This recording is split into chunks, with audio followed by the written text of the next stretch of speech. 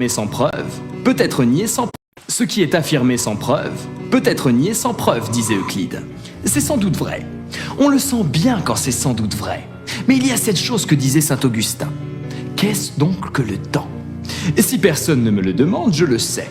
Mais si on me le demande et que je veuille l'expliquer, je ne le sais plus.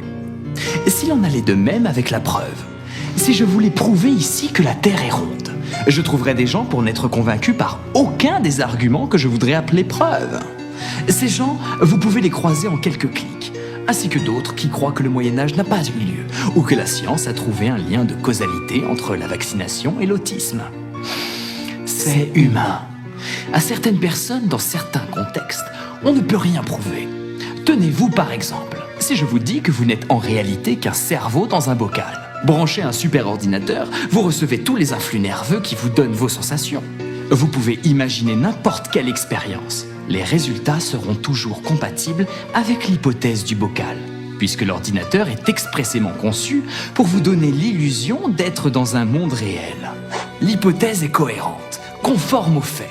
Vous n'avez objectivement aucun moyen de l'évacuer, juste parce qu'elle est bizarre. La physique quantique a des hypothèses bizarres que nous acceptons.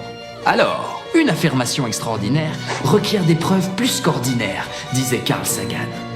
Le but n'est pas de vous prouver que vous êtes une cervelle qui baigne dans son jus, mais de convenir avec vous que vous n'avez pas la preuve du contraire. Et rien que ça, c'est déjà difficile à avaler. J'en vois certains là, qui veulent protester, qui ne sont pas d'accord. Et pourtant personne ne vous prouvera jamais que le monde réel et les gens autour de vous existent. Cette existence, vous l'acceptez comme un axiome, une donnée initiale, admise pour vraie, mais jamais démontrée. Et c'est raisonnable. Je vous déconseille de douter trop sérieusement de la réalité du monde. Mais peut-être faut-il se montrer prudent quand on exige des preuves. En science, par exemple, on aurait tort de penser qu'une preuve sert à prouver quelque chose. Eh bien oui, on parle de preuves scientifiques quand on réussit à éliminer toutes les explications alternatives. Une preuve, c'est ce qui réfute ce qu'on croyait savoir ou qu'on pouvait supposer. L'explication qui survit, c'est celle contre laquelle on n'a pas trouvé de preuve. Ça implique que l'explication en question n'est pas forcément parfaite. Mais ça, vous le saviez déjà. On en a parlé au sujet de la vérité.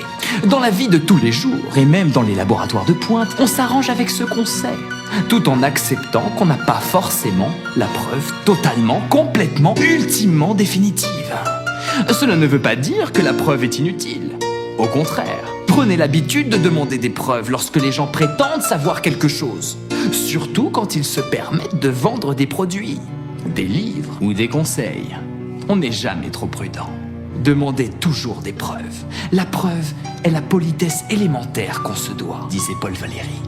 Cependant, pour les petites choses de la vie, nous fonctionnons en tenant pour vrai ce qui est le plus vraisemblable, sans courir après les preuves. C'est un peu le principe de la présomption d'innocence. Quand on a de bonnes raisons de supposer X et aucune preuve que X est faux, alors on s'autorise à tenir X pour vrai et à agir en conséquence. Mais tout le monde devrait faire cela en gardant active une petite clause, une note en bas de page dans le contrat qui dit « Jusqu'à preuve du contraire ». Coucou.